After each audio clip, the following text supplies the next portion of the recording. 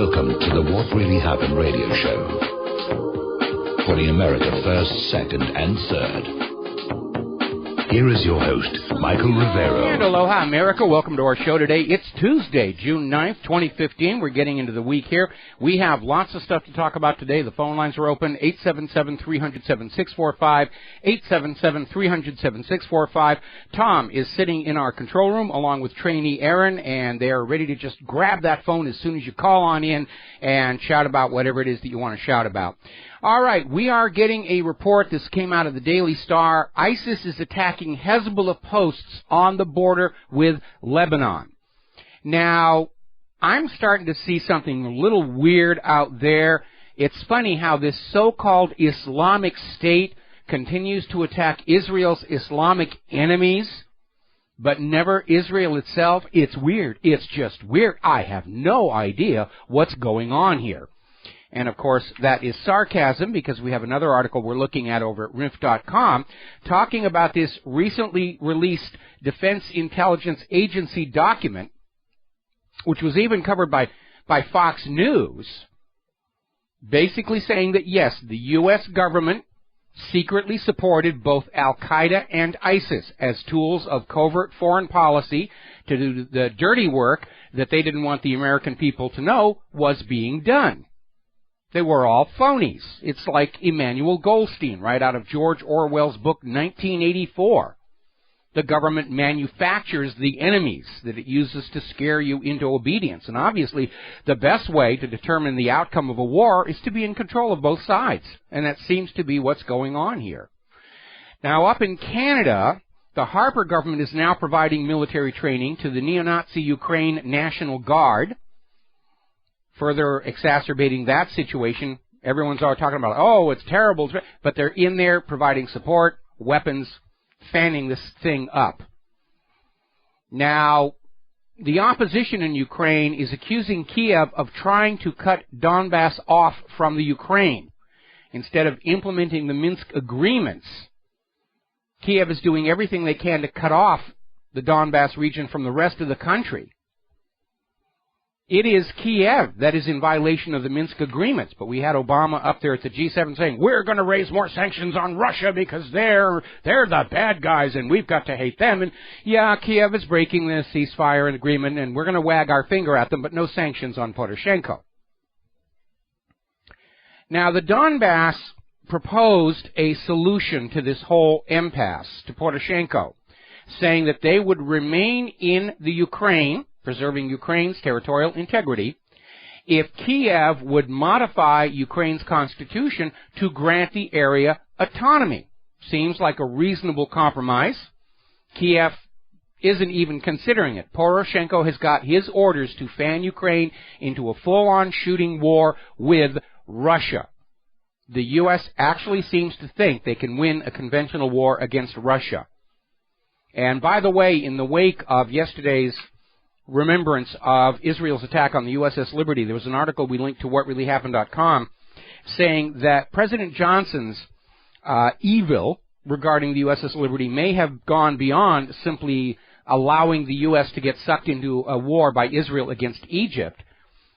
At that time, Egypt and the Soviet Union were allies, and Johnson's real agenda may have been to try and kick up a war with the Soviet Union even back then. Now, Johnson was well aware of the deal that Kennedy made with Khrushchev following the Cuban Missile Crisis. Khrushchev agreed to remove the missiles from Cuba with the understanding that any attack by the U.S. on any Soviet territory would result in a nuclear war. Johnson knew that, but he was willing to risk that, just trying to find a little backdoor, side door. We're not really attacking Russia, we're just nibbling off the little bits dangling underneath here. The Kiev forces are pulling their Grad rocket launchers closer to the engagement line. This is coming out of the Donetsk People's Republic. They're really gearing up. They really want this thing to go here. They need a truly global world war going on, so they've got something to blame the crashing economy on. Because politicians, as a class of people, they're never going to stand up and say, yeah, we messed up. We really blew it. No, they're looking for somebody to scapegoat. We didn't ruin the economy. Wall Street didn't ruin the economy. It's those gosh darn Chinese and those gosh darn Russians, and you have to vent your anger at them, not us. Over in Luhansk, the water supply situation is close to being critical. Their water sources, supplies have been disrupted by all this conflict. And we posted a link to an article over in LiveLeak that is reporting on this year's Dutch school textbooks and the graphics in them just pushing the anti-Russian propaganda. We even put one of the illustrations on the front page of WhatReallyHappened.com, where it's a map of Europe and Russia's got evil eyes and sharp teeth biting into Ukraine, and Europe has got this friendly face and helping hand out there, and it's as blatant propaganda as I remember seeing in our grade school textbooks when I was a kid back in New Hampshire. To get us to hate the commies and not even think about their commies are bad. And it was all cartoon imagery. And that's exactly what this is. They're brainwashing our kids to hate the Russians because they want the world to go back to the wonderful times of the 1950s when there was a Cold War and the government could just shout commies at us, and we were all brainwashed and conditioned into wetting ourselves when we heard the word commie, and we would fling our money and our babies into whatever war they were coming up with, cheerfully, patriotically, happily. And they miss those days. They really miss those days of all the money pouring in for all the weapons and all the fun toys they got to play with and all the places they got to go around the world waging war. And the American people wouldn't argue about it. They really miss those days. And that's why they're trying to bring back the Cold War. And as I mentioned yesterday, just because my parents fell for this bovine excrement hook, line, and sinker is no reason that we have to. We know better. We are sadder but wiser Americans. Not too surprisingly, after all these decades of very expensive flops in U.S. military procurement like the F-35, the Pentagon chief is up there saying that, well, they need more money for the build-up to just stand up to the Russians. Here it comes, already Cold War spending. We need more money to have weapons to match to the Russians. We're not really going to fight them, but we got to have the weapons to show them we mean business. We can shovel the money into the furnace faster than they can. It's a wonderful line out of the movie Pentagon Wars. Now, over in Turkey, they're looking at the results of yesterday's elections. It's going to be a new Turkey, not quite the one Erdogan wanted, according to this article over in The Guardian. And basically talking about how, he's had this huge line of success ever since he entered public life, and all of a sudden he's staring defeat right in the face. This is a slam. He ran into a brick wall on this. And most of the voters in Turkey that abandoned his party turned to the new pro-Kurdish party that seems to represent youth and optimism. And Turkey is going to be a very, very different place. Now, Erdogan is still going to be trying to serve his various foreign masters, but he doesn't quite have the iron grip on the government that he used to. Over in Egypt, an activist that had been in jail for just 4 days, El-Sayed al-Rasid, apparently died from torture. Let's just call it what it is. The counter-revolution that drove Morsi from power and reinstalled a new U.S. puppet government, and they're behaving just like U.S. puppet governments have throughout history. Anybody who doesn't like them, they're going to torture them. When the U.S. kicked out the elected government of Mohammad Mossadegh in Iran in 1953, they installed the Shah, and the Shah set up the Savak, whose job it was to torture and beat up anybody who objected to having a U.S. puppet ruler in their country. Same thing in Chile in 1973. CIA ousted the government of Allende. They put in Pinochet, and the CIA went down and trained Pinochet's people how to torture and silence anybody who objected to U.S. puppet rule, and Egypt is now following along in that long and noble tradition as taught by the School of the Americas in Georgia. We'll be right back after these commercials. Aloha, America. Welcome back to our show here. And apparently over in Syria, the rebels, meaning the hired mercenaries, have captured a key Syrian army base. That's going back and forth, back and forth, back and forth. And, of course, we know that what they're calling the rebels in Syria are nothing of the sort. 95% of the Free Syria Army are not from Syria. They are hired mercenaries from outside. So is ISIS. Not really sure who's fighting who over there. Over in Saudi Arabia, the royal family members are now evacuating their palaces, moving to hidden locations after Yemen fired a Scud missile at a military air base. The reaction of the Saudi government is, what do you mean they're shooting back? We're going to go to the phones here. Dustin in New Jersey. Aloha. Welcome to the show. What's on your mind?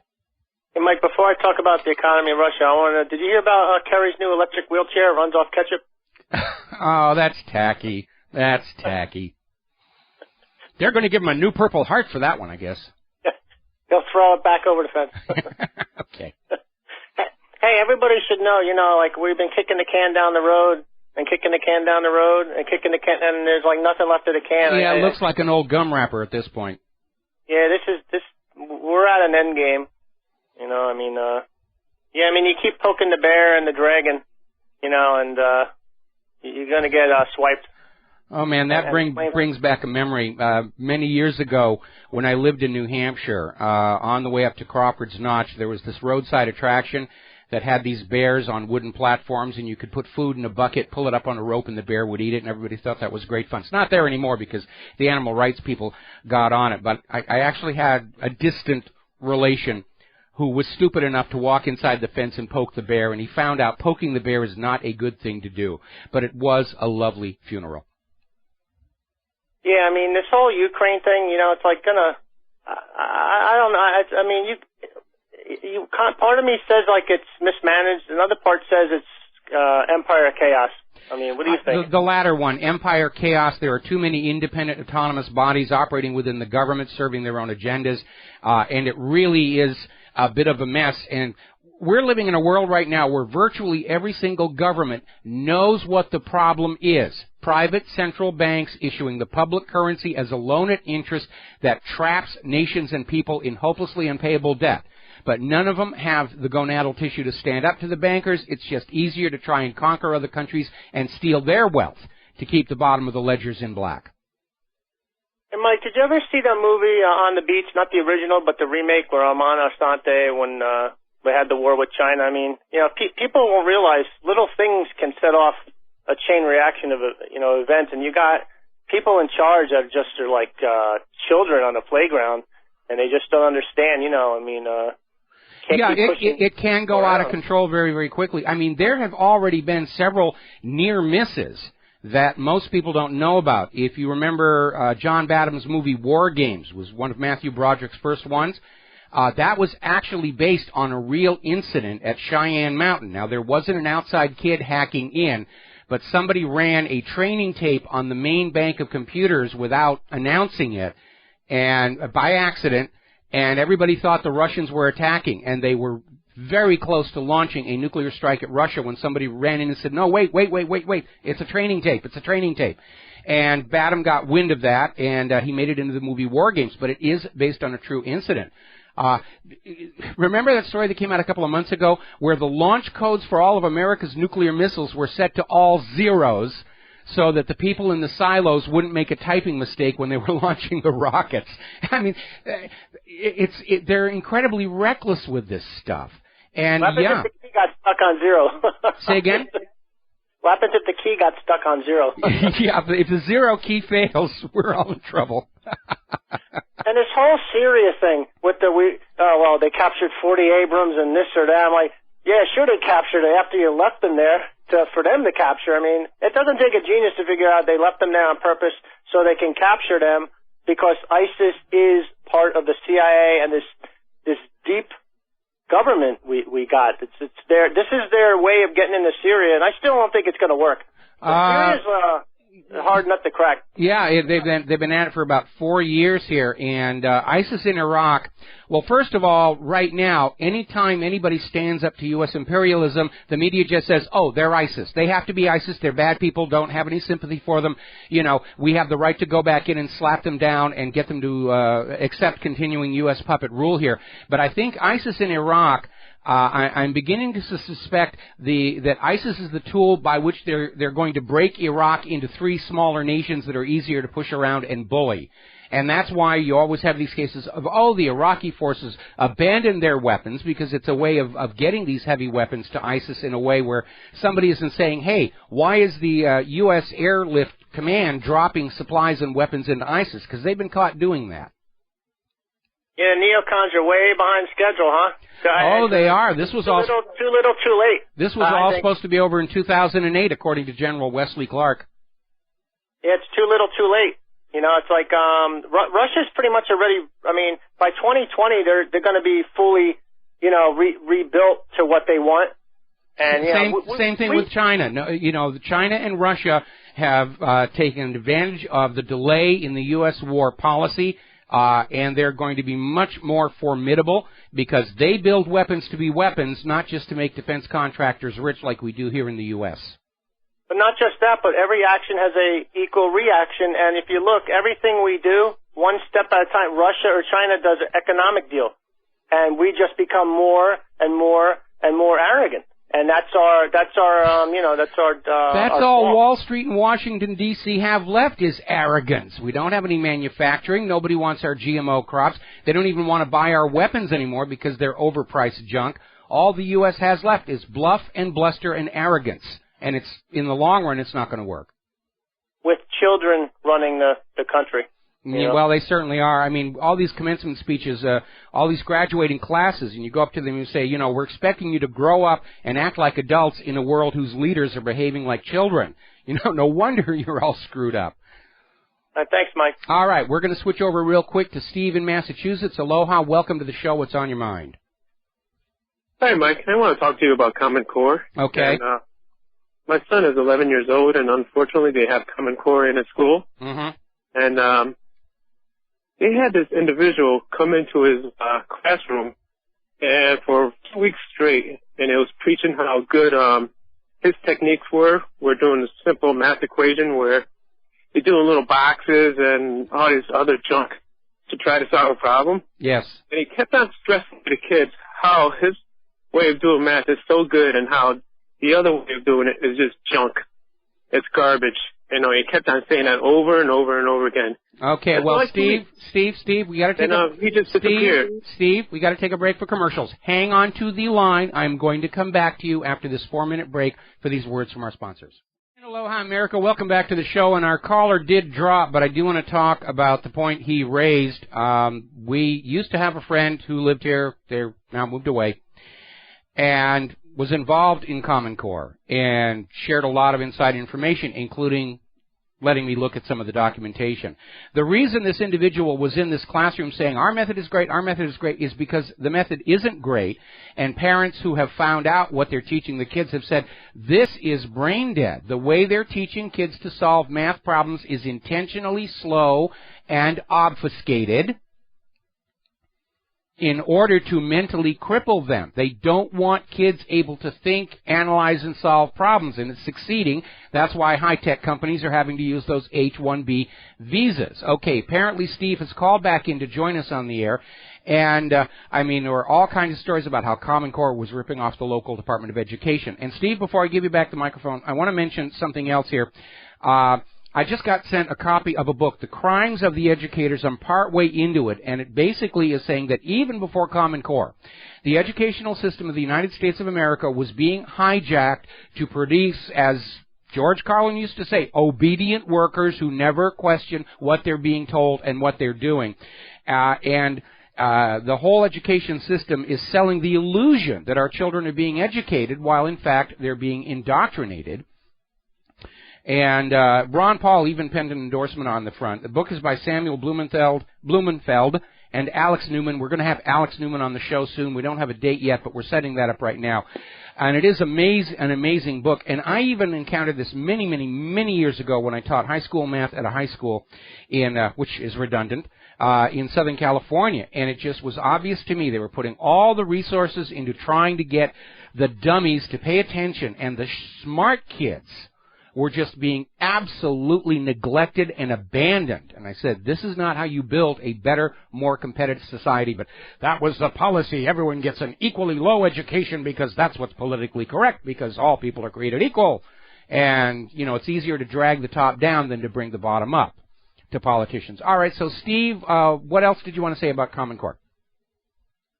Yeah, just to finish my point, I was wondering if it's some paid show that goes around from school to school that just does stuff like this. Just to introduce Common Core to the kids and kind of brainwashes the kids into liking and believing in it. Well, I think they have to right now because more and more parents are telling their kids, look, this is dumb. I'm going to teach you how to solve the problems the way I was taught. It's better, faster, more accurate. You're going to get things done quicker. And so they're having to go back into the schools and saying, oh, no. Don't listen to your parents talk about faster ways to solve the problems. This is the approved way of doing subtraction with the little boxes and everything. And it really is intentionally designed to make it hard for the kids to arrive at any kind of a conclusion very quickly. It literally is hobbling our kids' brains to teach them these obfuscated ways of solving simple math problems. Yeah, my son is already confused by it. I'm trying to teach him the old way. And they have a problem with that, saying, well, that's not the correct way anyway. But I keep saying, well, if you get the right answer, what difference does it make? Well, I'm trying to remember that humorous musician back in the 60s used to talk about new math. And he said the idea of the new math education is to understand what you're doing rather than to get the right answer. Tom Lehrer, that was the guy I was thinking of. And it is, but, looking at this book, Crimes of the Educators, this has been a very long, ongoing policy. And I haven't gone through the book yet, but I'm going to take a wild guess here that a lot of what is being documented in the book came out of the Carnegie Foundation, because the Carnegie Foundation for Education had it as its agenda that education for the masses, who Carnegie considered a different species than the super-rich, was to just give them just enough to let them work in the factories, fill out the required paperwork, and not trouble their little minds with anything more complex than that. And our schools, look at the way they teach history. Name, place, date, name, place, date, name, place, date. In 1492, Columbus sailed the ocean blue. And you walk out of the class thinking you know history because you have a name, a place, and a date. But history is not isolated names, places, and dates. It's this complex, intertwined dance of cause and effect. And history classes don't teach that, because if you learn how to see cause and effect in history, you start being able to see cause and effect in current events, and that is something the government absolutely does not want you to see. Yeah, everything's focused on tests. They have to prepare for the test. And the test is only so far I can go. It's very limited. They don't teach the kids constructive thinking at all. No, they don't want the kids to think at all. And we're raising a generation of really good test takers, but you cannot prosper a nation's economy on really good test takers. Yeah, my son's 11 years old, and I'm telling him little by little, don't believe everything on the news that you hear. Everything that you hear on the news, it's usually the opposite. When they say global warming, it's usually the opposite. It's cooling. Well, don't just tell him that. Don't just tell. At 11 years old, encourage him to think for himself and find out for himself.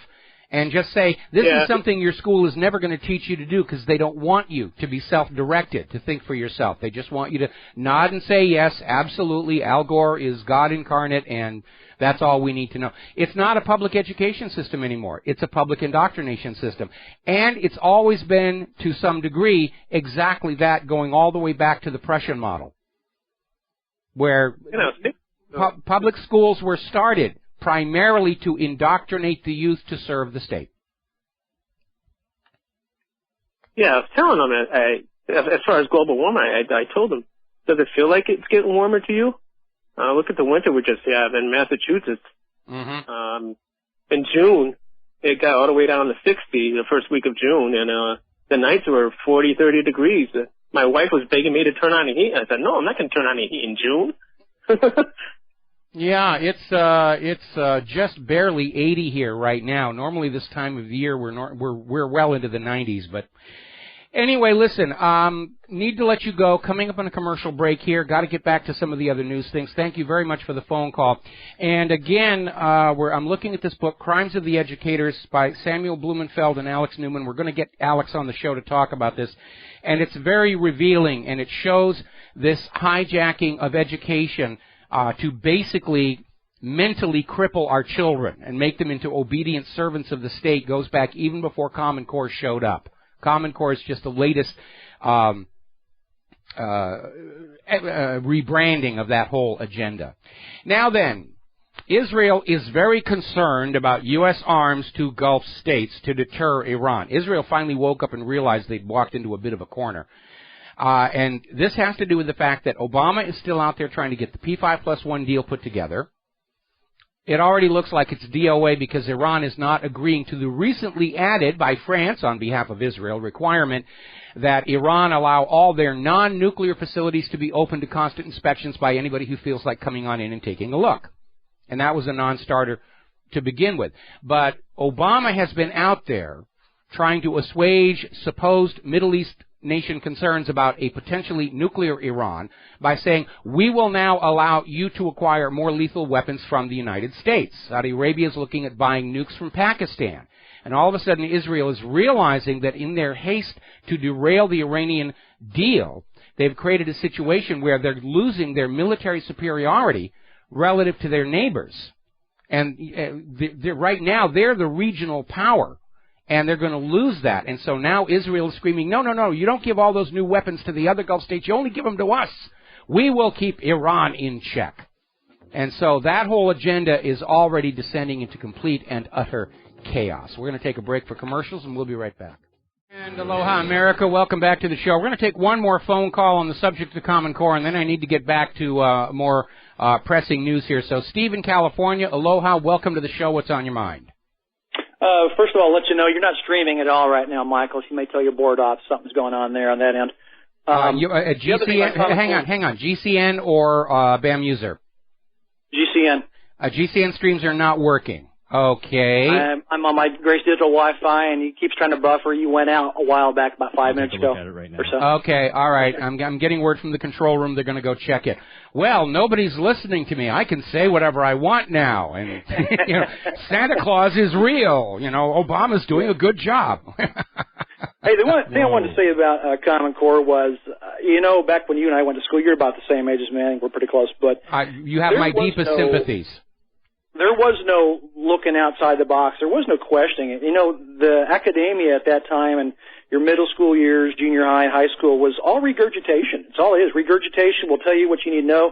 You regurgitate it, and that's what you need to know. And, of course, like you said, in history, the victors are often kind to themselves when they write the history books, so we're not really getting the truth. And we're not told to actually start using some common sense and question things until we get to college, you know.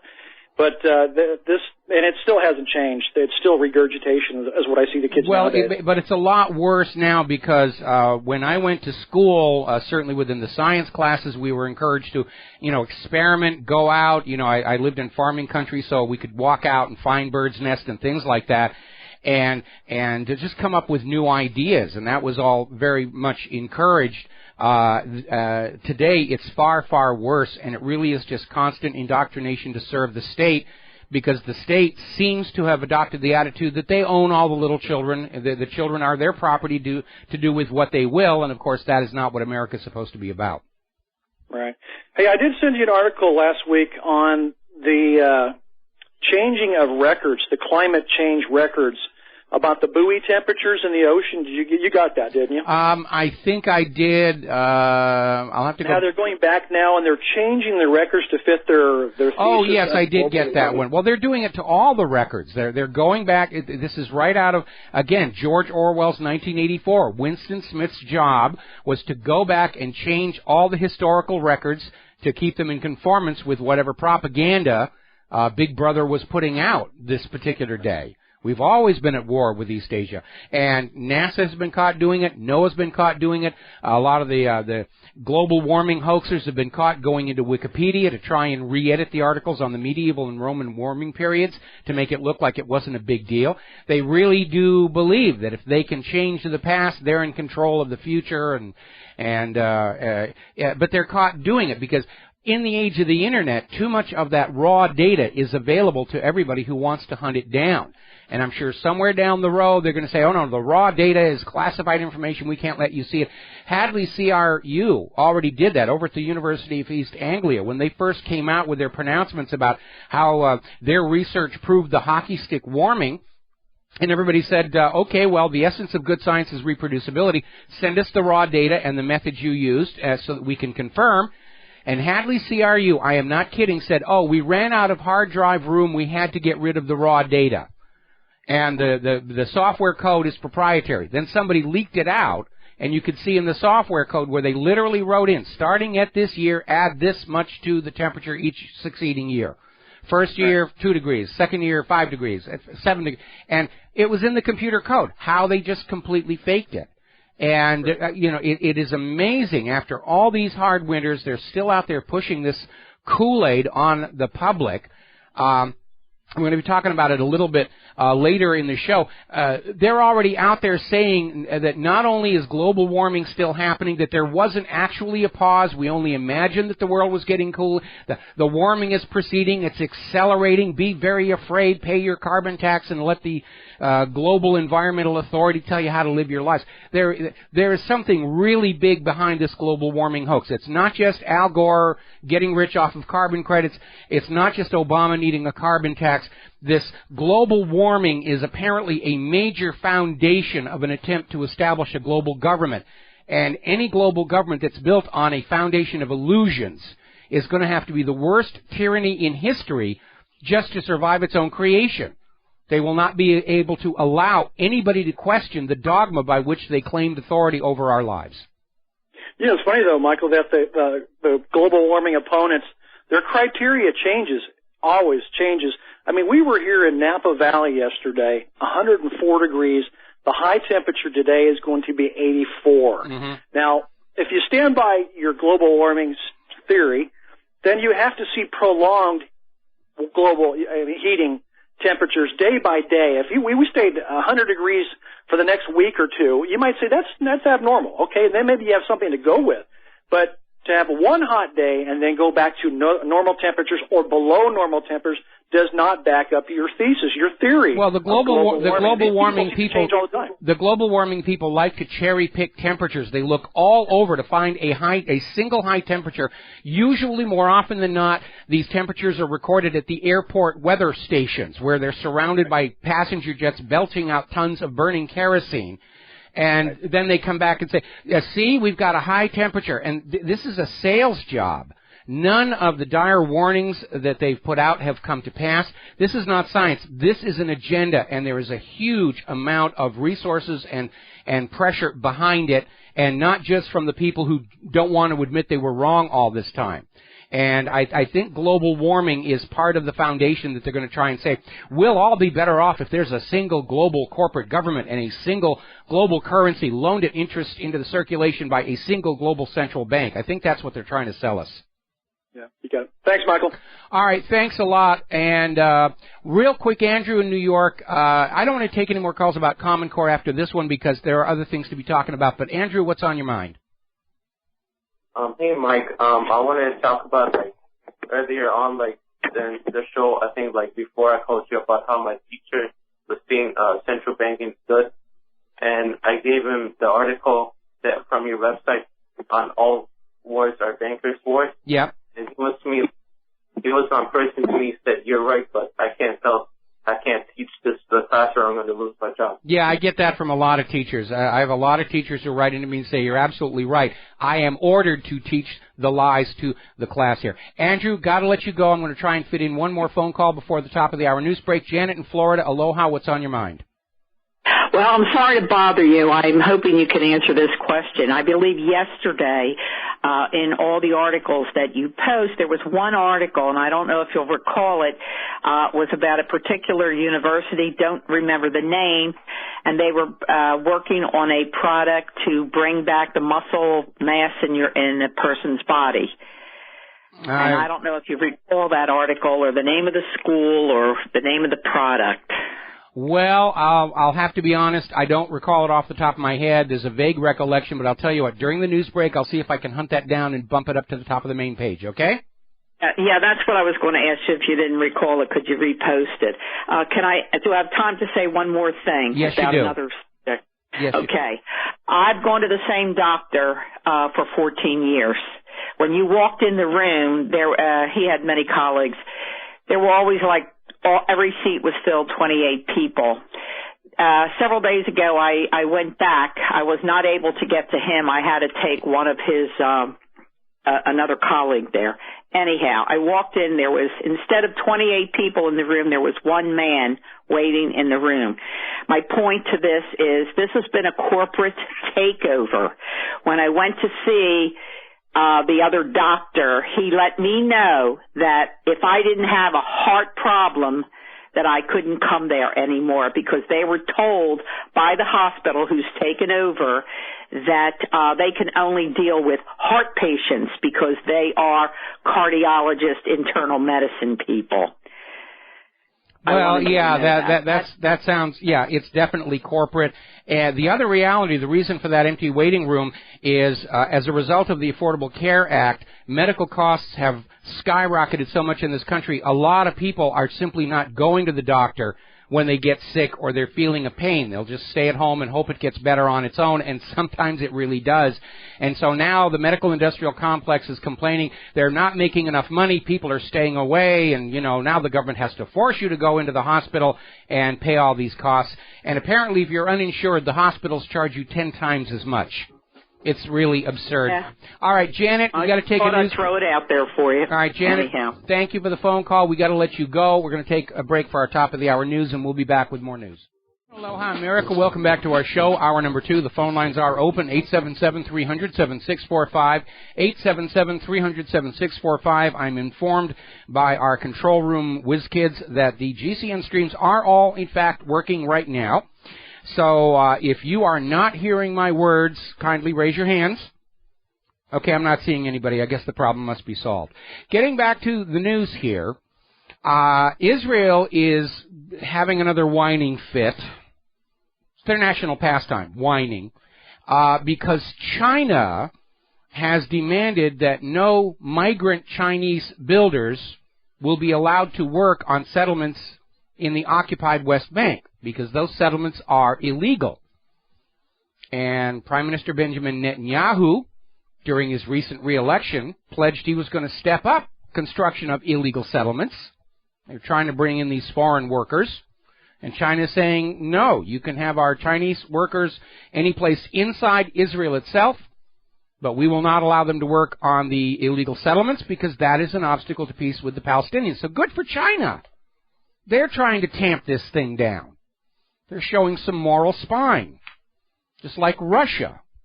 I'm sure Netanyahu's going to be screaming, I'm going to have the Americans nuke you. And China's going to say, go ahead and try. All righty. Speaking of whining, story out of Desert Peace, Israel's latest whines are deafening. Beck's alert extraordinaire. Recent poll within Israel shows that Israeli Jews, 3/4 of Israeli Jews feel the whole world is against us, which is, of course, the propaganda being sold by Israel's government. The whole world hates you. That's why we have to behave the way that we do.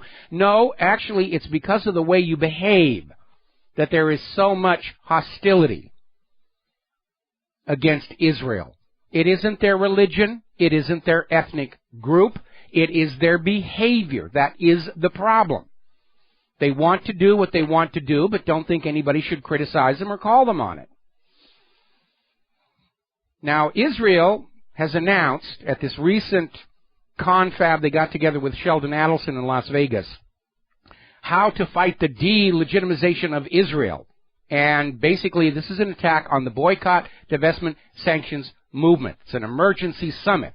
Israel is pledging 100 million new Israeli shekels to basically fight against BDS, and hoping that private donors will triple that amount.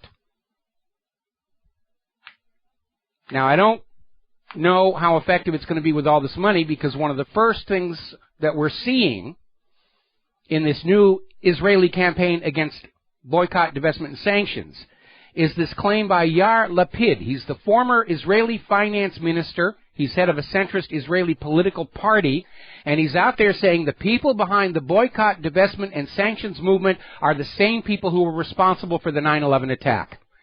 That is a bit of a reach, and for propaganda to work, it's got to be believable. Nobody's going to buy this. And he's out there saying that the Palestinians were all collaborators with the Nazis, and he's got this picture.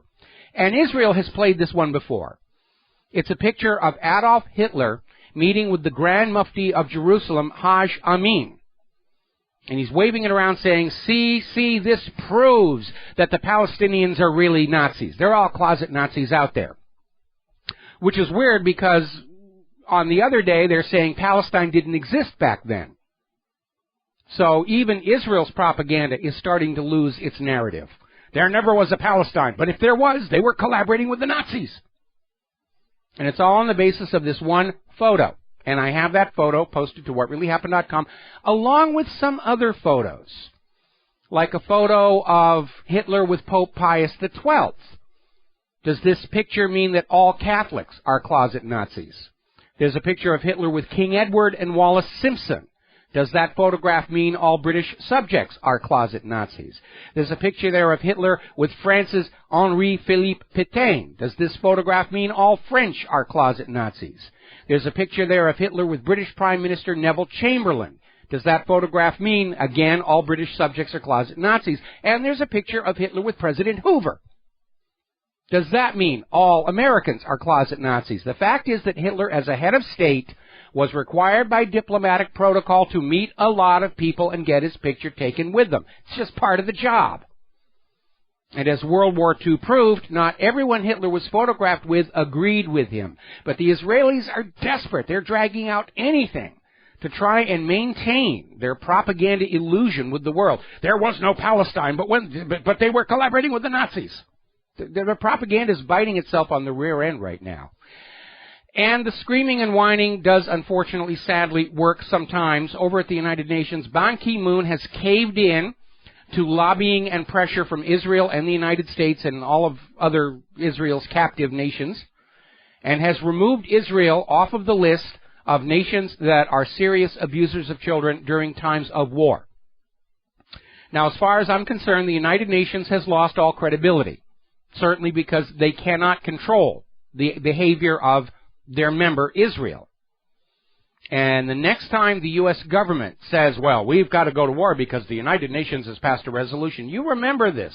The UN doesn't have any credibility as a global peacemaking body. We might as well take that building in New York and turn it into public housing. And if you are as angry about this as I am, grab a pencil. Ban Ki-moon does not publish his email, but there is a fax number for the United Nations where you can send a fax, just get in your little fax software and say, you really blew it this time. And that fax number is 212-963-4879. But the UN doesn't have any more credibility. They're basically in as much disarray and discredit as the League of Nations, which collapsed before big mistake number 2. So, of course, we got to get the UN destroyed. We got to have a world war now here. Now, a very alarming story. The CIA director, John Brennan, was in Israel last week for a secret visit. Not very secret, we know about it. Primarily talking about this P5+1 agreement with Iran. And if he's there talking to Israel about it, it is how to derail it, how to destroy it. He also met with a lot of Israel's top intelligence officials. They may be planning a false flag. Set off a dirty bomb someplace, no place important. Detroit, nobody will miss that. Blame it on Iran and start the invasion of Iran using those American kids, because that's what they're for. And hard on the heels of that, there's a YouTube report we put up at whatreallyhappened.com. Israel has been building and exploding dirty bombs in the Negev, about 20 of them so far. They're testing these things out. Israel's official story is to learn how to deal with the cleanup. Actually, you only need to do that once. And they may be practicing for this ISIS, Chinese, Russian, Iranian dirty bomb false flag attack on the United States of America. And when I first read this report, the first thing I thought of was how the Bureau of Alcohol, Tobacco, and Firearms in the months before the Oklahoma City bombing, was building and detonating truck bombs out in New Mexico.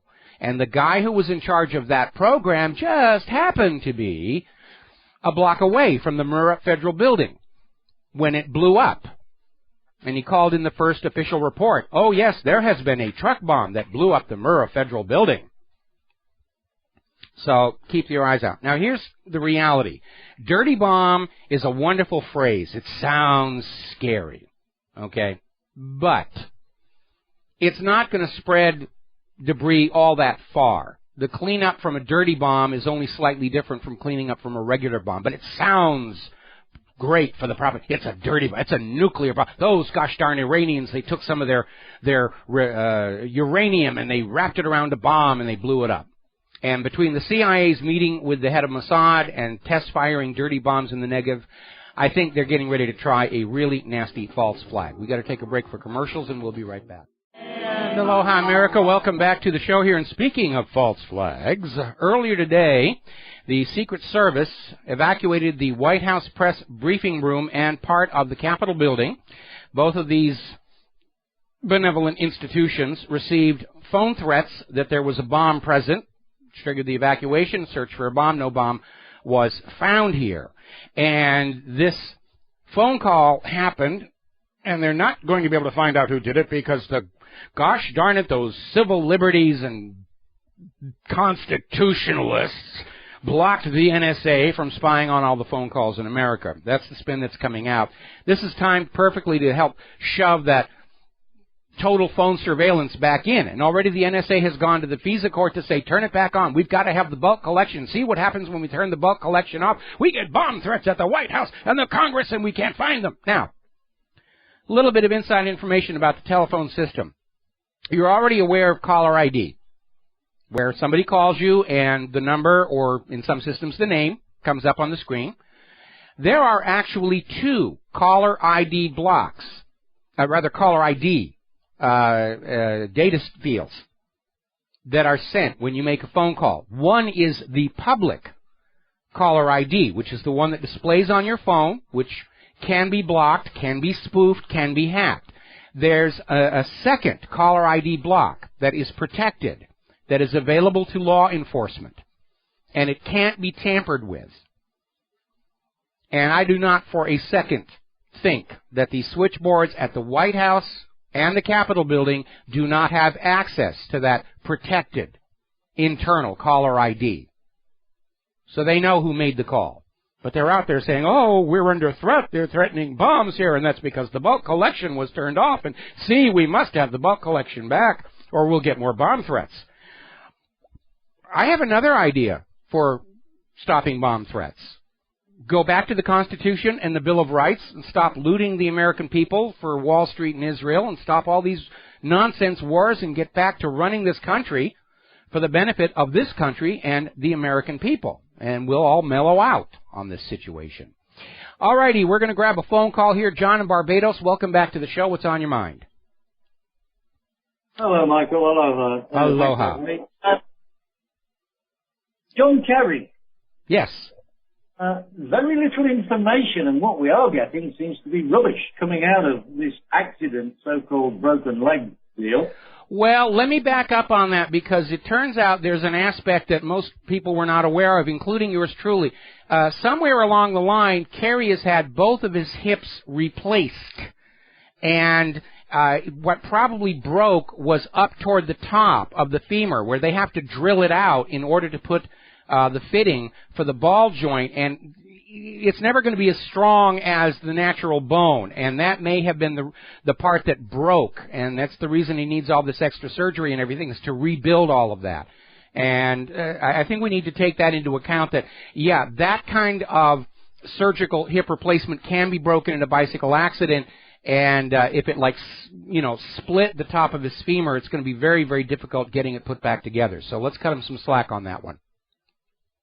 Yeah, well, what gets me thinking is, does this mean that the witch, Zionist Noodleman, is going to be running the State Department now? Well, certainly while Kerry's in the hospital, that would make sense that that's exactly what's going to happen.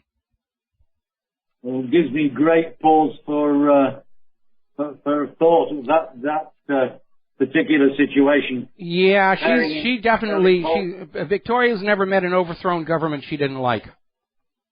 Well, I was just going to say that, bearing in mind her involvement in the overthrow of the legitimate government of Ukraine. I'm getting lots of stories, all conflicting, about what's happening to ISIS, particularly in Syria. What I'm getting from various sources is that the combined strength of the Syrian army and the Hezbollah fighters are actually inflicting some really serious damage on ISIS, particularly north of Aleppo on the Turkish border. Well, that would be a really good thing. And with Turkey's government in a major change, ISIS may not find the support coming across the Turkish border that they thought. But one of the reasons that the news about ISIS seems so confusing is our media is throwing that label around all the time at everybody who's opposed to the U.S., even if they don't deserve it. Anybody who's standing up to U.S. imperialism, they're just automatically called ISIS. And because they're not all working unanimously in the same direction, it gets confusing. ISIS is doing this. Oh, but ISIS is doing that. No, that's just because they're calling everybody ISIS right now. You know, if you don't support the U.S. agenda, you're part of ISIS. Breaking news coming out of that area today. The Turkish government has resigned en masse. Really? Okay, I'm going to have to look for confirmation on that one. Yep, apparently so. It was breaking news on Press TV and several other organizations. All righty. Oh, yeah, here we go. This is part of the pro forma. The government has to resign in order to form the new coalition. And, this looks like pro forma. It's not like the government just quit and left the country. It says the resignation is a standard procedure after the parliamentary election before the new government can start operating. So I wouldn't read too much into that. Well, what I read into it is the refusal of the minor parties to join with the largest party in a government. So it looks like Turkey is going to be without a government for quite some time. Not really. Those other parties can form a bloc and form a majority and vote in their own leadership. And, if they form a coalition without Erdogan's party involved, Erdogan doesn't have enough seats to stop that. And it looks like that might actually happen. We'll just have to wait and see what's going on. Erdogan is trying to make some kind of a deal with enough of the parties to form a coalition in which he's still in charge, but that's far from being a done deal at this point. Well, it looks like it's going to be a difficult negotiation for him if that's what he's trying to do. Oh, well, I'm sure he's got lots and lots of U.S. taxpayer money to hand out to buy the cooperation of whoever he needs. I'm sure he does. Thank you, U.S. taxpayer. Absolutely. I'm looking at this thing as well now. There's stories that up to 70,000 troops are making their way through from various states to fight ISIS, including Iranians, Iraqis, and Lebanese. And I'm getting this story, but I can't really find confirmation. Well, it's very, very fuzzy. I'm going to have to let you go. We got to take another break for commercials. Thank you for the phone call, and we'll be right back. America, welcome back to the show. Now, do you remember in the wake of 9/11 when the USA Patriot Act was ramrodded through Congress? They were scared by envelopes of weaponized anthrax that came from Fort Detrick but were blamed on the Muslims, and after it was all over, they basically admitted they hadn't actually read the USA Patriot Act before voting it through. Seems to be an ongoing problem with Congress, because freshman GOP Congresswoman Representative Mima Walters, Republican from California, has been on television pushing Obama trade, but her office admits publicly she hasn't even read the bill that she wants to fast-track through Congress. Oh, my lobbyists say it's good, that's all. I need to know. They gave me a huge campaign donation check, and that's what I base all of my voting on. All right, we're going to grab a phone call here. Keith in Montana, aloha, welcome to the show. What's on your mind? Well, I had two things for you, Mike. First of all, hi to you and Claire there. And Milo took objection to you calling that nice little dog over there on your island there a mutt. Well, I'm sorry, but, it's not a pure, it's a wonderful dog. Dog's name is Snickerdoodle, and for those of you who don't understand what I'm talking about, the pastor of Claire's church has been reassigned to Palmdale. They cannot take their dog along with them. It's a 12-year-old dog. Its name is Snickerdoodle. Great guard dog, great with people as long as you're handing him treats, not socialized with other animals. The mother was a Pomeranian, and they don't know what the father was. So, yeah, we can call it a Heinz 57 variety, but then I'll have complaints from John Kerry's office. He's probably the father. Anyway, the second thing I had a question for you about, you know those 3,200 Humvees that they keep talking about? Yes. I looked this up here. Texas has a square mileage of 268,820 square miles, right? Yes. Iraq only has 168,754 square miles. Okay. The GDP of Texas is well over $1 trillion, and yet the GDP of Iraq is only $229 billion. Well, because most of Iraq's wealth has been sucked out through corruption, for the petrodollar deal.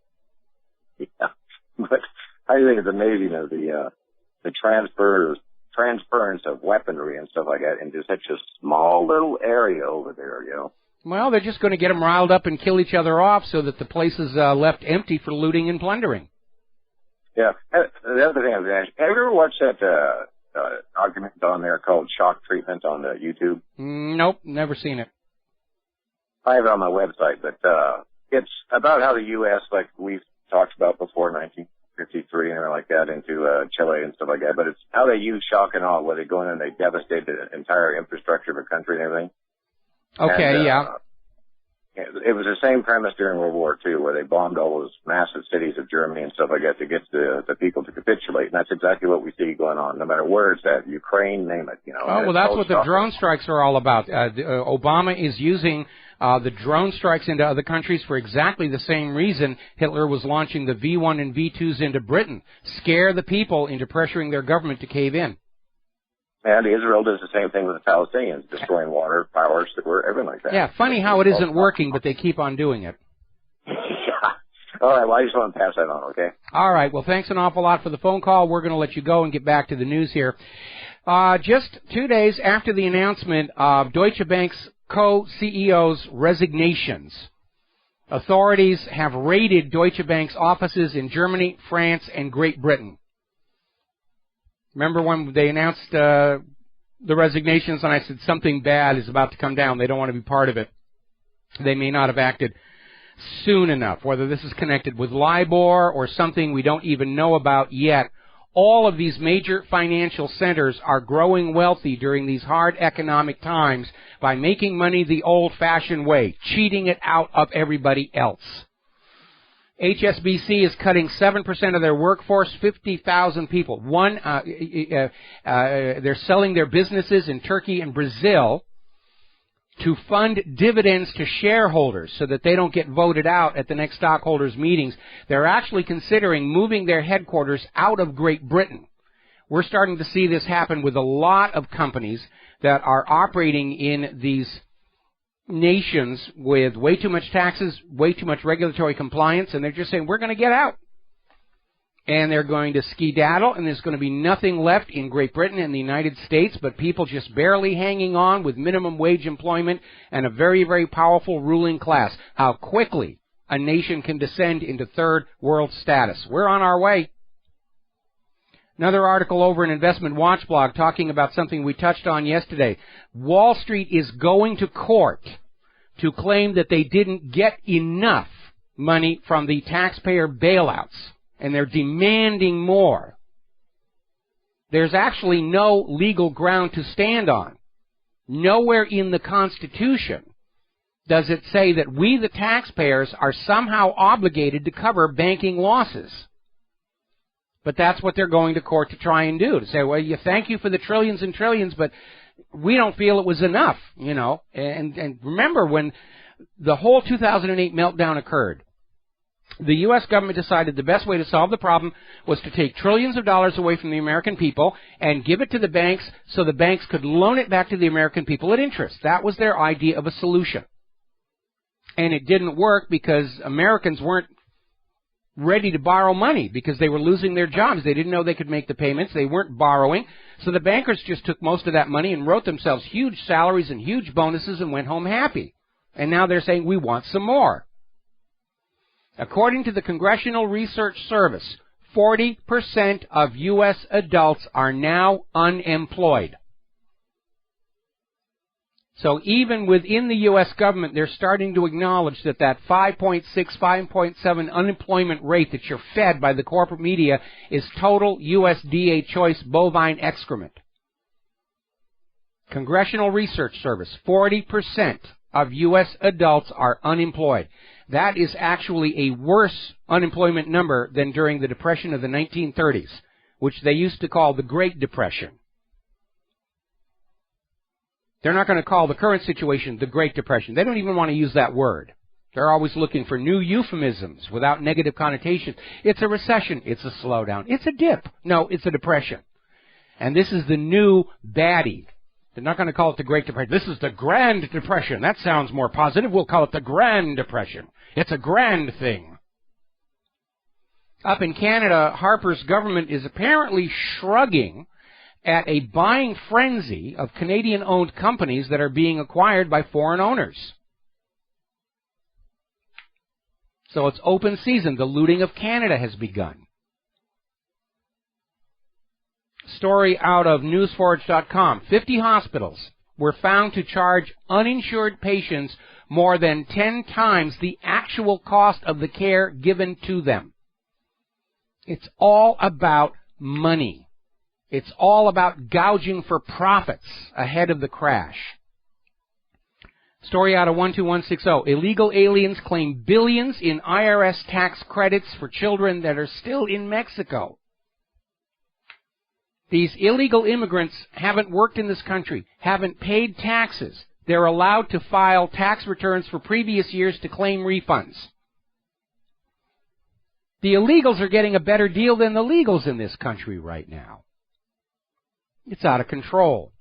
Apparently Hillary Clinton's charity, Bill and Hillary's charity, accepted $10 million in donations from an African church which calls homosexuals devils, standing in stark contrast for Hillary's support for gay marriage. But hey, money is money is money.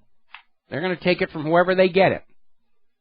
When we get back, story coming out of WorldNet Daily, Hillary's plans to stuff the ballot box. She knows she's losing the popular vote. She's going to try and steal it. We'll be right back. America, welcome back to the show. We're talking about Hillary Clinton's campaign, and at this point, Hillary's campaign workers know she's already in trouble. Her poll numbers are heading down rapidly. Americans do not see her as trustworthy or honest, and there is nothing Hillary can do to reverse that. We haven't even begun to uncork the long line of scandals from the Clinton administration and Hillary's own background yet, and she's already in trouble. Getting fired from the Watergate Committee for unethical behavior, Travelgate, cattle futures trades, all of that stuff that she was involved in.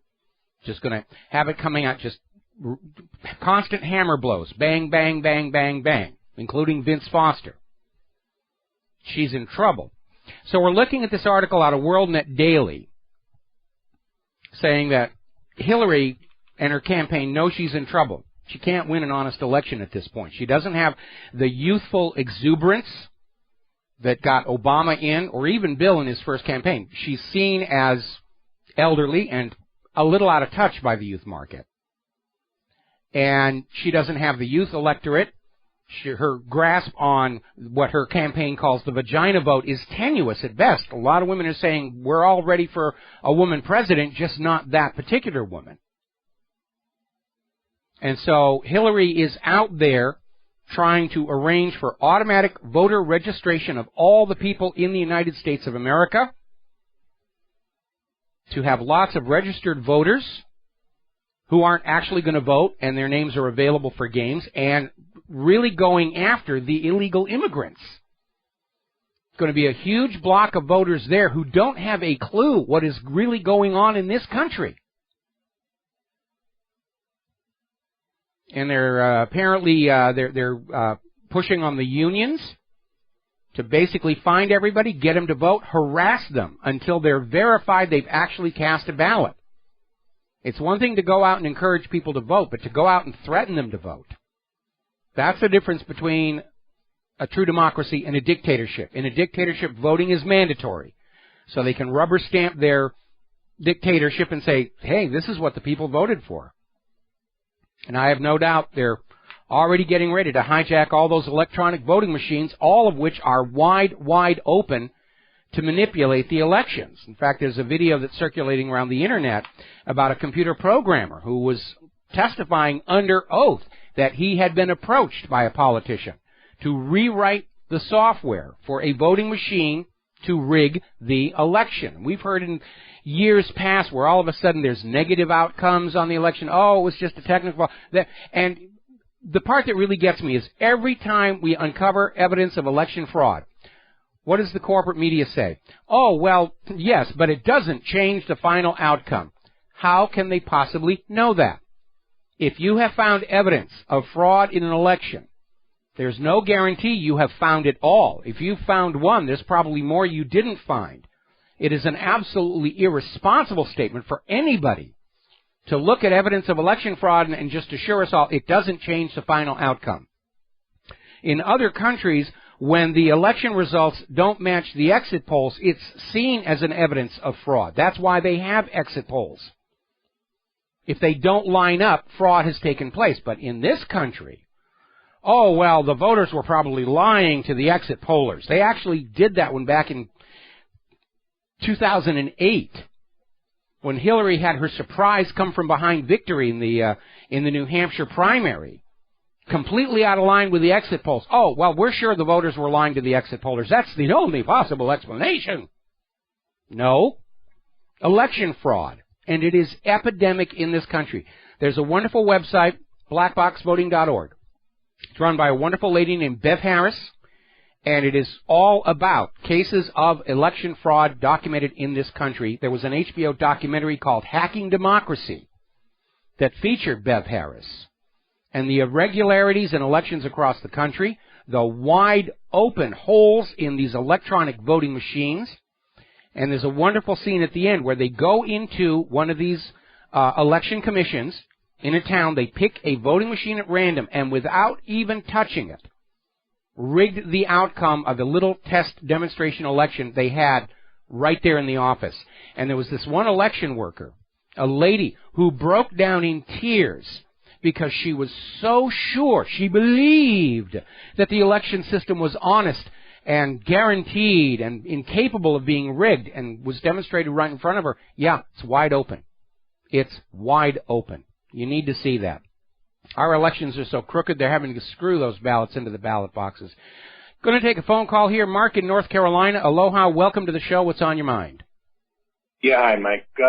Mike, I called you yesterday. I was about what's going on with the press and the neocons and the mainstream press. I forgot to tell you also that the only real TV news that I watch anymore is, since I have Dish, is RT, which I get much more honesty out of RT and a lot more, information than I get from our own. I agree. Unfortunately, I can't get Russia Today on my little office TV because it's on analog cable. We get it on the digital box, but that's in another room. Right. But what I wanted to ask is, the Ukrainian army keeps on shelling the Ukrainian army and the Ukrainian Nazis, because that's what the National Guard and the right sector are actual Nazis. How long do you think Putin is going to let this go on? He did put a restraining arm on the rebels twice. They had the Ukrainian army on a run. They could have driven them right out of these. If they wanted, they might have even been able to go right into Kiev. And that's without using the Russian army. How long do you think Putin is going to let this go on? Because I believe, personally, Putin to me is one of the greatest leaders in the world today. He stands up against what I consider the New World Order, and he really is anything but the monster the reincarnation of Stalin that the neocons make him out to be. Actually, the neocons, if anything, are like a combination of Hitler and Stalin. Oh, absolutely, no question. Yeah. How long do you think Putin's going to let this go on? I mean, before he says enough is enough. You know, as far as nuclear war goes, you know, if it comes to that, you know, let's face it. I mean, if this country or any country is stupid, crazy enough to want to risk nuclear war, I mean, that's the end of the world anyway. So I don't think they're as crazy as the people running this country are. I don't think they're that crazy. So how long do you think Putin is going to let this go on? Because I mean, those people need help in eastern Ukraine. They're really being shelled. They're having a hard time. You know. Okay, well, let me step in here because we're almost out of time before our news break here. I think Putin is going to maintain a low-key approach for as long as he possibly can. He understands that if the West can in any way make it look like Russia is initiating a conflict, he's going to lose an advantage in the court of world opinion. I think he's going to wait until he's really very obviously being pushed and pressured by the U.S. and Ukraine to do something. As far as the potential for a nuclear war, it's very real because we'd hope our leadership are sane people. But when you look at all these politicians who are now being investigated for child molestation and very obvious symptoms of sociopathy, we're basically in a situation where the future of planet Earth right now is in the hands of whichever world leader is the least mentally stable.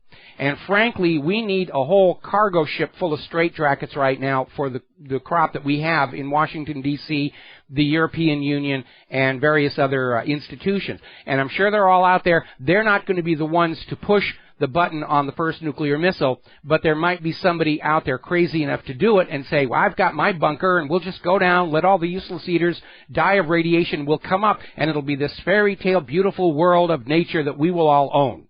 And there won't be anybody to fix it. Except there won't be any nature. Well, there won't be anybody left that actually knows how to repair the plumbing or the electricity. And those of us who survived the nuclear attack, we're going to find all those rich people's bunkers, the politicians' bunkers. We're going to cement them over, and that will be the end of that. Hey, you're great, Mike. I'm glad. Thank God for patriots like you. Well, thank you very much. And again, the definition of a patriot is somebody who is loyal to his country and his countrymen all the time, but only to the government when it deserves it. And this government does not deserve the loyalty of any American at this point.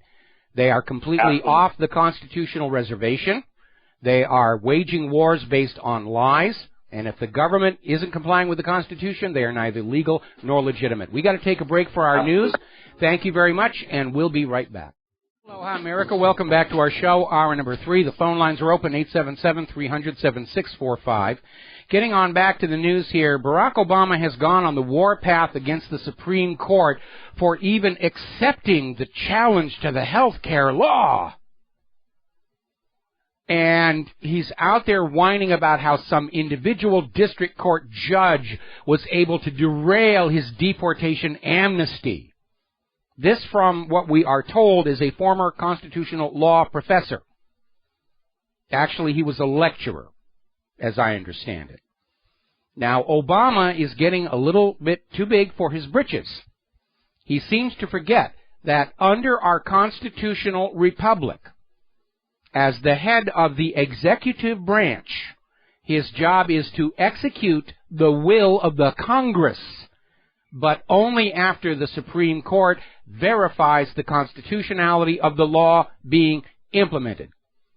The president presides. He does not dictate.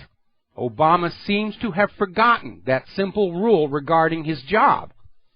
And we are seeing more and more expressions of this attitude of Congress is just getting in his way, the Supreme Court is just getting in his way.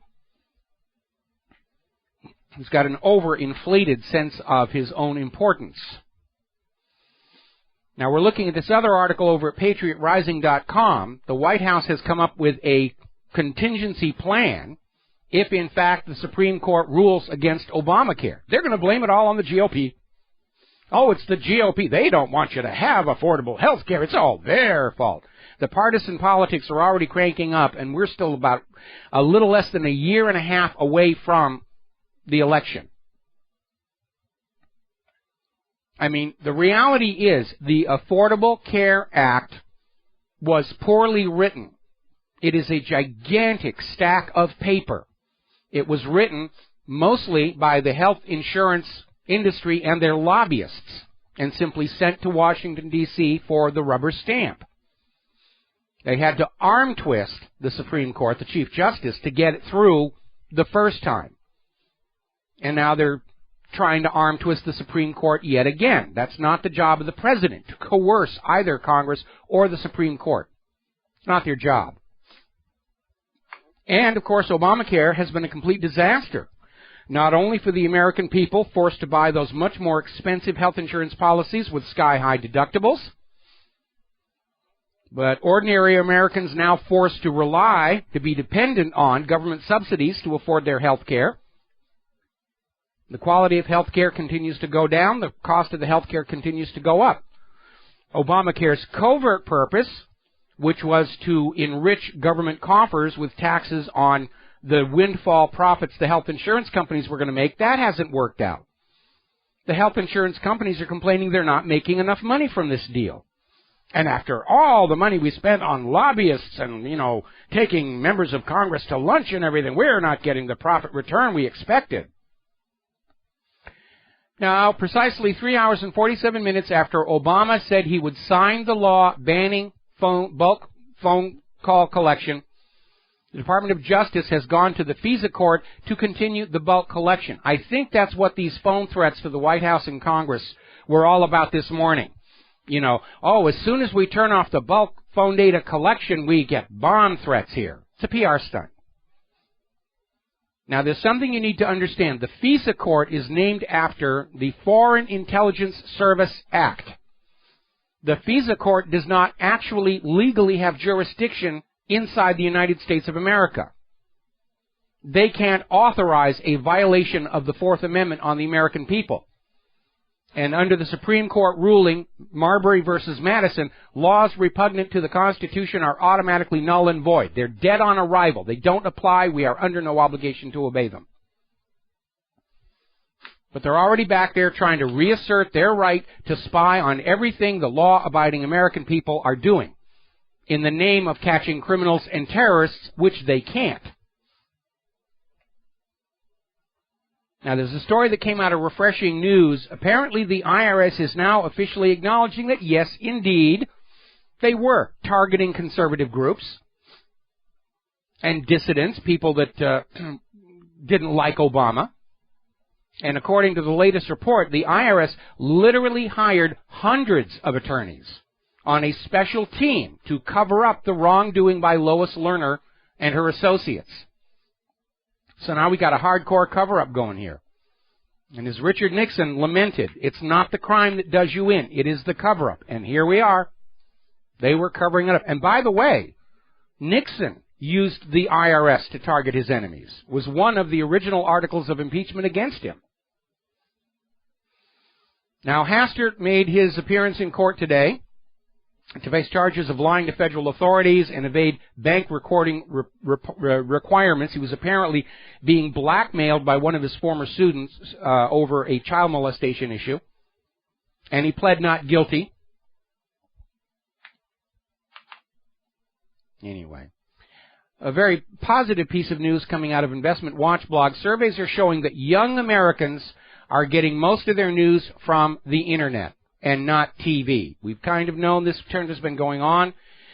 Total audience for corporate media is absolutely in the Al-Qaeda, and people are taking it upon themselves to go out to the Internet and hunt down what they need to know to make good choices. And remember, Thomas Jefferson said that is the highest duty of every American, to keep themselves fully informed so that they can make good choices. And watching that TV or listening to that radio or looking at the newspaper is not keeping yourself fully informed, because that's just whatever the government wants you to think. Another story out of Investment Watch blog. CNN journalist, governments pay us to fake stories, which we've known. We've known about Operation Mockingbird. Some of these corporate media people are coming out and saying, yeah, that's our job. Our job is to regurgitate what we're told to regurgitate by our political and corporate masters here. Now, here's a very interesting story. It came out of Blacklisted News. CNN is building a brand new studio facility, but they're not reporting the news. This facility will take money from corporations to produce content that looks like news reports, but is actually PR to burnish the client's image. CNN gives this operation the name Courageous. Now, we've known that corporations will produce their own news segments, take them into the news directors and say, here, play this, and the news directors who are trying to fill up time will say, yeah, sure, okay, we'll do that. CNN has gone one step further. They have a studio devoted to producing pseudo-news stories that look like news but are actually corporate propaganda. And by the way, speaking of Fox News, I was looking during the last break. They're running this puff piece for the fracking industry about how fracking is absolutely safe and it's creating jobs and it's creating wealth and it's really a very, very good thing. We seem to have a corporate morality in this country that they can do whatever they want, and as long as it looks good, that's all that's required. And that, too, by the way, is a hallmark of fascism. Now, speaking of looking good and government propaganda, over at the Washington Post, there was this article, Gary Webb was no journalism hero despite what Kill the Messenger says. And this is a hatchet piece from the Washington Post about the movie that was made of Gary Webb's life. Gary Webb came to prominence for writing the three-part series Dark Alliance in 1996 for the San Jose Mercury News, which blew the lid off the fact that the CIA is the biggest drug smuggler, drug dealer in the entire country. And this article is basically out there trying to keep the lid on that story. We've got to take a break for commercials. More about Dark Alliance and Gary Webb and CIA drug running and the corporate media when we come back.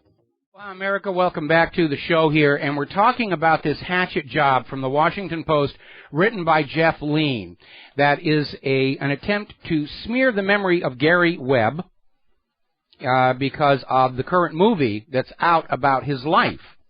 Now, Jeff is not out there to demean Gary Webb. He is out there to basically try and keep the lid on the secret Gary Webb exposed, which is that the CIA has been engaged in drug running for decades and is the biggest illegal drug smuggler in the nation, if not the entire world. Now, Lean's entire dismissal of Gary Webb's Dark Alliance story is based on the claim that all of the corporate media wrote articles denying that the CIA was involved in the drug trade. Oh, my God, all of these corporate media outlets immediately stood up and said, oh, Gary Webb is wrong. That should settle the matter for you. Now, setting aside the fact that the CIA controls the corporate media through Operation Mockingbird, let us all remember that the corporate media were unanimous that Saddam Hussein had nuclear weapons and that humans are warming the earth. Now, they closed off the comments on this Washington Post article, and I'm not surprised because a lot of people were very, very critical of Jeff's writing. This genie is out of the bottle. They're not going to find a way to put it back in. Donald Rumsfeld is out there trying to get his share of ink and video and his 15 seconds of fame by admitting that George Bush was wrong about Iraq. And that was the headline, oh, well, Donald Rumsfeld's about to blow the whistle on the whole thing. And basically comes in saying that, well, Bush was wrong trying to create a democracy in Iraq. That's all that Rumsfeld is saying. The idea that we could fashion a democracy in Iraq seemed unrealistic. You know, I don't think our template of democracy is necessarily suitable for every other country that we've conquered. And, of course, my first question is, Don, what about that whopper that Saddam had nuclear weapons?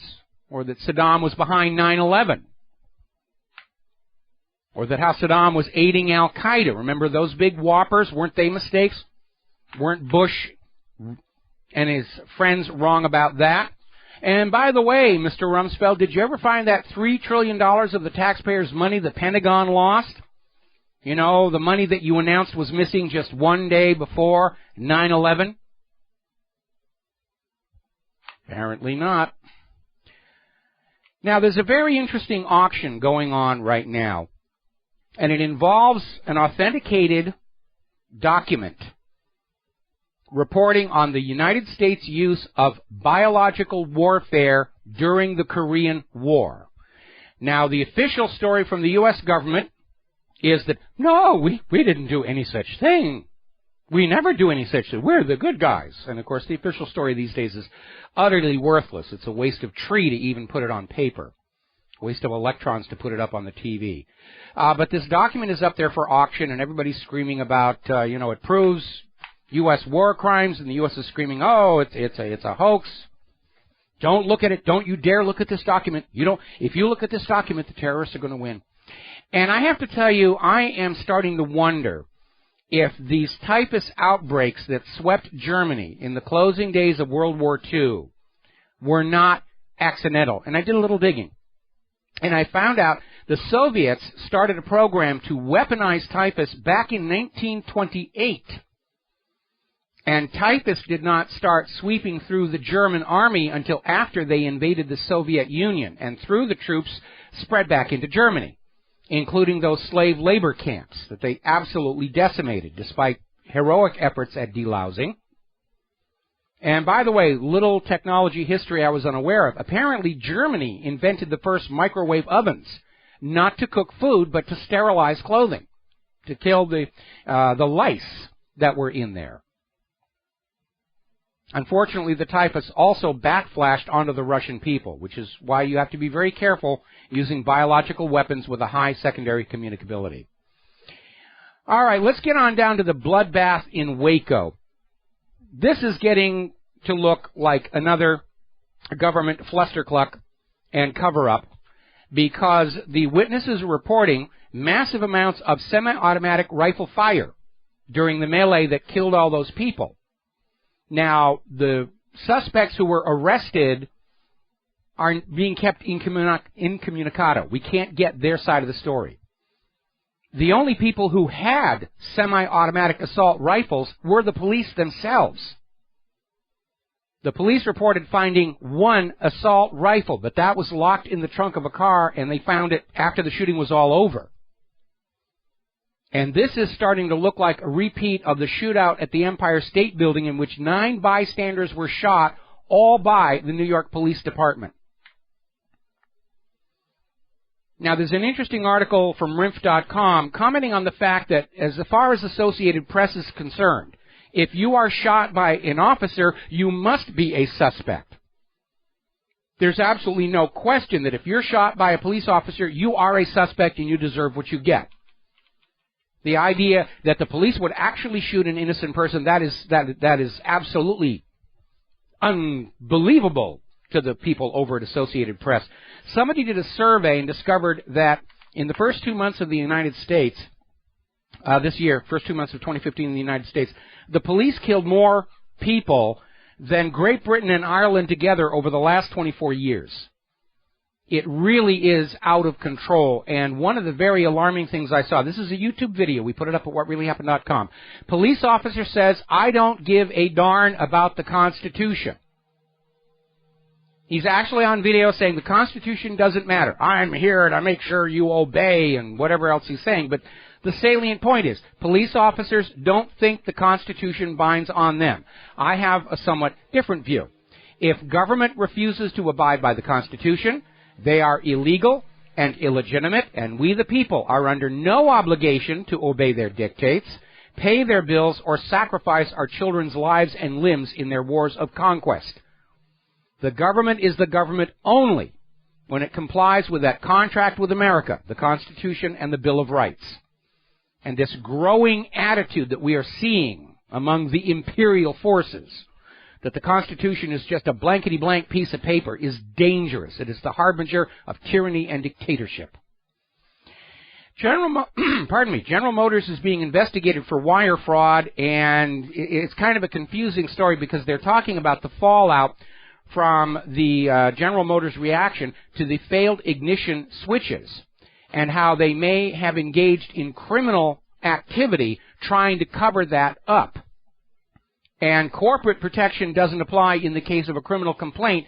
They're now talking about how some of these executives at General Motors may be looking at serious jail time for how they handled this botched ignition switch. And what kind of a manufacturing nation have we become when we can't even make an ignition switch that works reliably? Going to take a break for commercials. We'll be right back. And aloha, America. Welcome back to the show. We're getting a breaking news story over in Europe, in Brussels.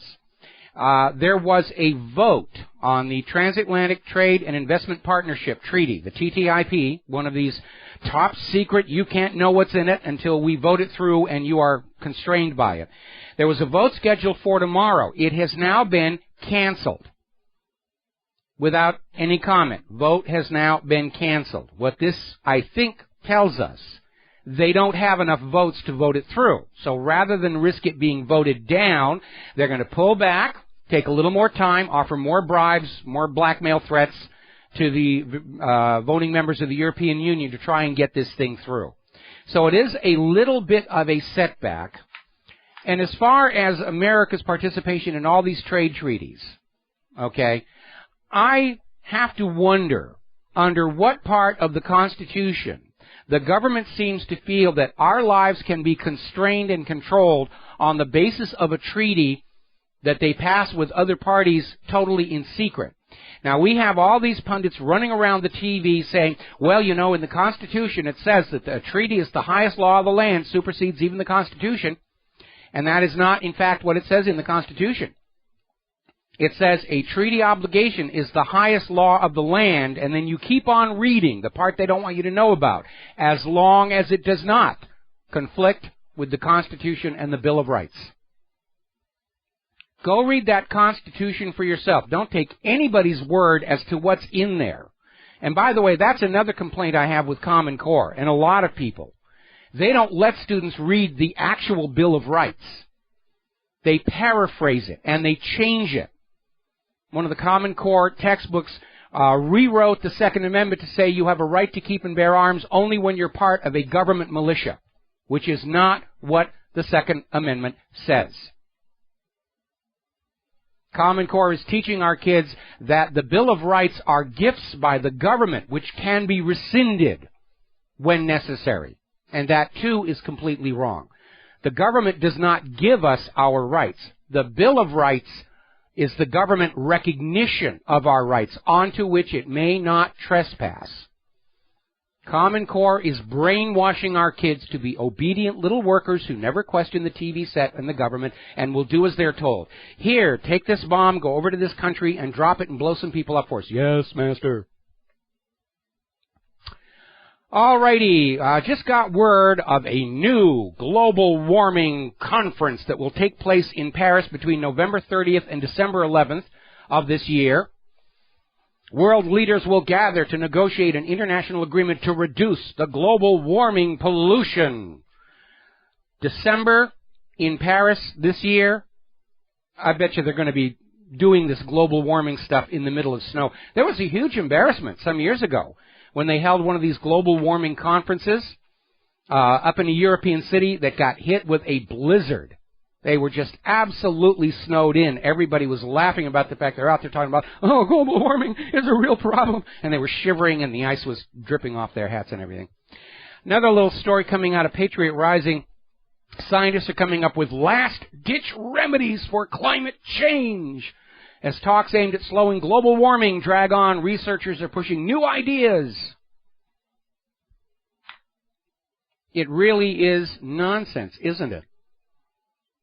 They're out there trying to scream global warming is continuing. There was no cooling. You only hallucinated that. You just imagined all that snow and ice that you saw these last several years. It wasn't really snow. It was global warming powder.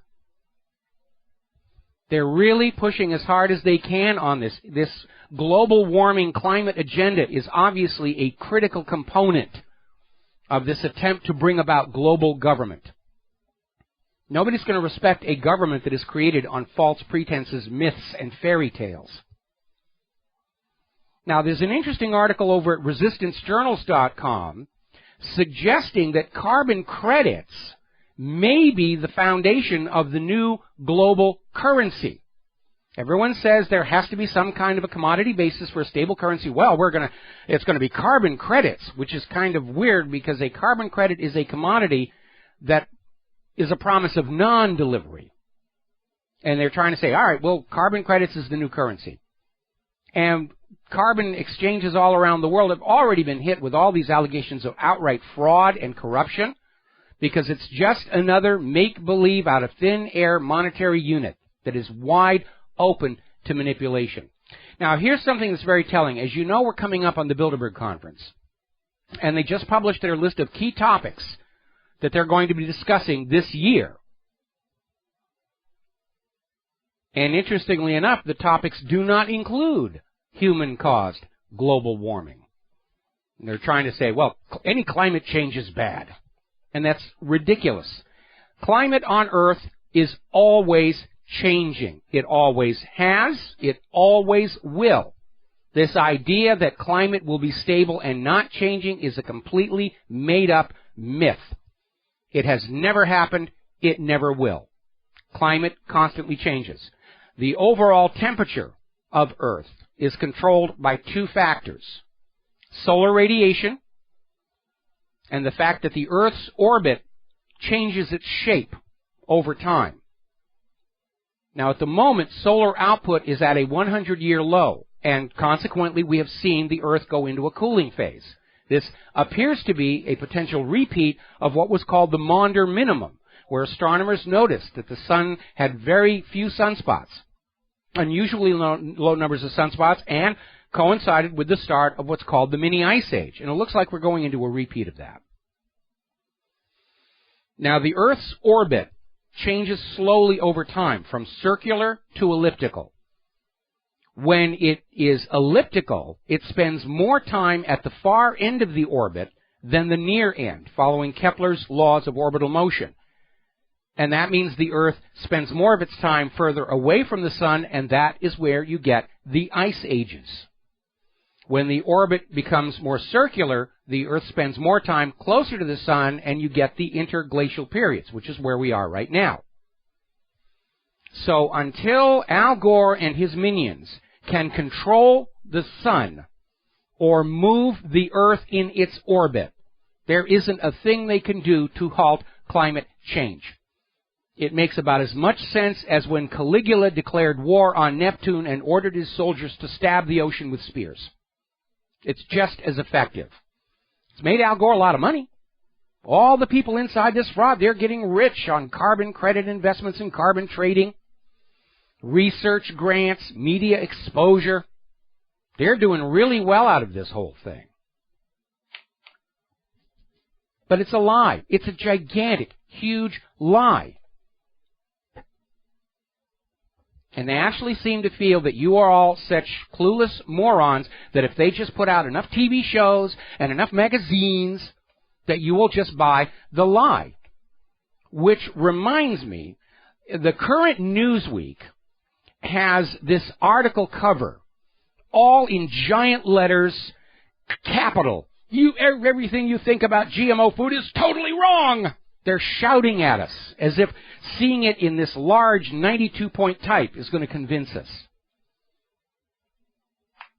No, we're not wrong about GMO. There are reasons to be concerned about it. And all the shouting in capital letters from Newsweek isn't going to change that. But they're getting really, really desperate because the world is turning against this GMO technology. We've got to take a break for commercials. We'll be back with the last segment of our program after these few words. Aloha, America. Welcome back to the show here. Now, GMO products in general and Roundup glyphosate pesticides in particular are in serious trouble. People don't want to go near them. We had that French study that showed rats starting to grow major tumors, gigantic tumors and other medical issues 4 months after being fed a diet of GMO corn, glyphosate, or both together. By the way, Monsanto ended their rat tests at 3 months in order to declare that all of these products are perfectly safe. Monsanto does not allow GMO to be served in its own company cafeteria, by the way. We have the World Health Organization acknowledging that glyphosate seems to have a very strong link to cancers. And as concern of this grows, more and more countries are starting to ban these products. Over the last couple of days, Swiss supermarket chains have halted sales of glyphosate.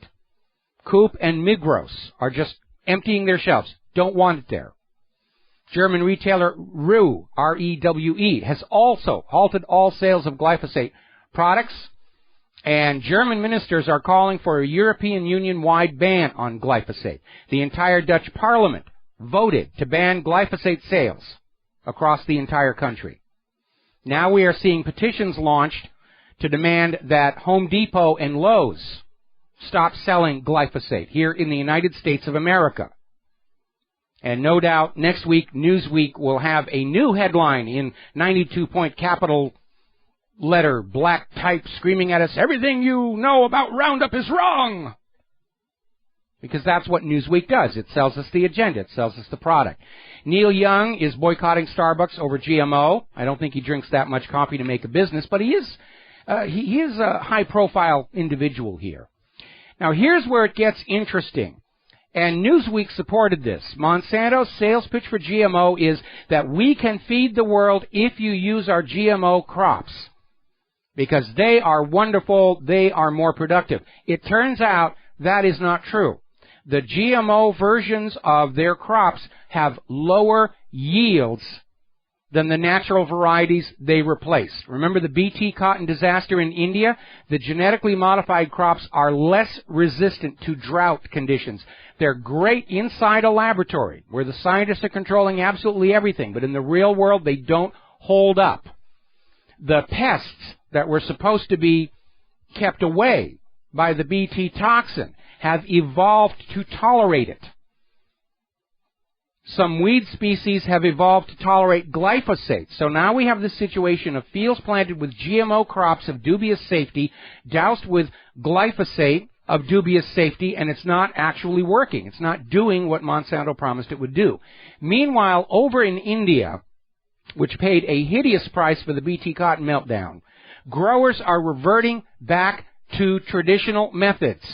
And they are growing crops and selling them, and they're making money. They're thriving. They're doing great.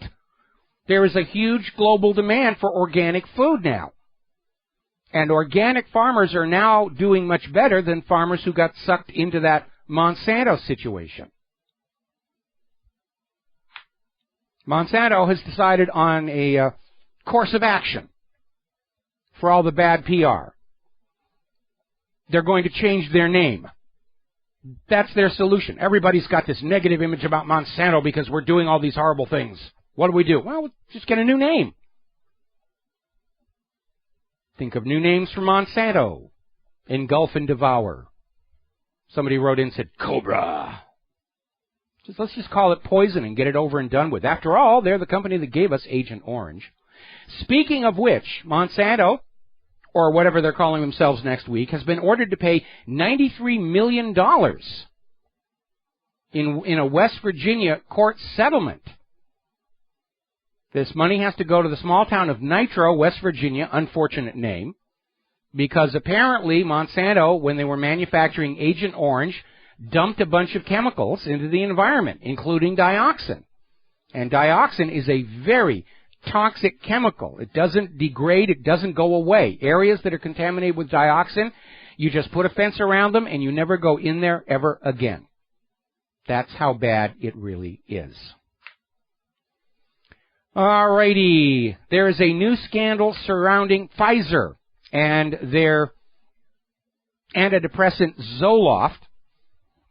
They are being sued because of a link between Zoloft and birth defects in the hearts of babies born to women taking that drug. And here's where it gets really nasty.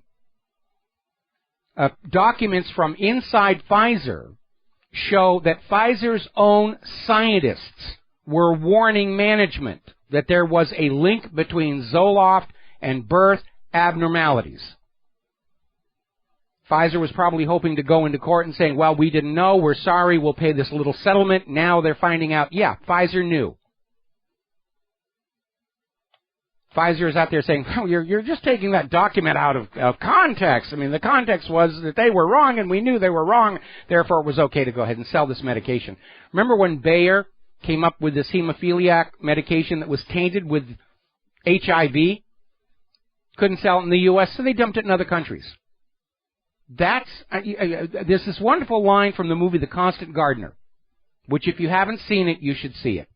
Ralph Fiennes stars in it, Rachel Weisz, and it's based loosely on a true story. And there's this one character in there who's a doctor who's working out in the field in Africa, and he's saying, I put the big pharmaceutical companies right up there with the weapons manufacturers in terms of morality. And he's absolutely right. It's all about money. They're not really concerned about health. In fact, they don't want you healthy. If you're healthy, they can't do business. They need you sick. The entire medical industrial complex needs you to be chronically ill. So now we're looking at this announcement over at Huffington Post. As you know, this year's flu shot turned out to just not be very effective at all and caused a lot of harm. And so they're already trying to hedge their bets. They've put out this story. Next season's flu shot is going to be very different because it will contain 2 new flu strains that weren't present in last year's shot. And I love this comment. Health officials are making the change in the hope that next season's flu shot, which will be released in the autumn, will be a better match to the strains that are actually circulating and might do a better job of preventing flu cases, which last year's flu shot didn't. Hoping, they're going to stick this stuff into our arms, hoping it'll work. When you can prove the vaccine actually works and causes no harm, get back to me. Until then, shut up. Apparently over in Europe, parents are still defying mandates to get their children vaccinated. Most doctors do not get vaccinated. Most doctors will not allow their children to be vaccinated. Now, the British media, all of a sudden, is developing a conscience, at least on this one issue. They are starting to run stories about the thousands and thousands of young girls and young boys who've been damaged by these toxic vaccines. But here in the United States, well, all of our corporate media is dependent on those very expensively produced commercials for prescription medication. And they're not going to say anything bad about their advertising clients here. And basically, we see things like the Washington Post, fresh from their attack on Gary Webb, saying that anybody who doubts the safety and efficacy of vaccines, well, you're just a bunch of anti-science Luddites here. I mean, that's the new thing. How can you not trust science? Well, science does make mistakes. They've made a lot of them. Alchemy, phlogiston chemistry, epicycles. The whole point of science is it never takes on an illusion of omnipotence, omniscience. Science is supposed to say, yeah, we make mistakes, we're still searching. But it's being used as the new religion. Rulers used to put up priests in priest robes to say, the gods want you to do what I say. Oh, yes, master, I will do what you say. Well, religion is on the wane, and now it's scientists. They put up somebody in a white lab coat. Humans are making the earth warmer. Oh, yes, master, I'll believe. No, we're not going to. We're all heretics for all this nonsense. Science can be bought. It is corrupt. There's the music. Time for me to get out of here, get something useful done with the rest of the day. We will be back tomorrow on the Genesis Communication Network. Until then, stay safe, stay skeptical, stay informed, get angry. We'll be back tomorrow. Aloha, America.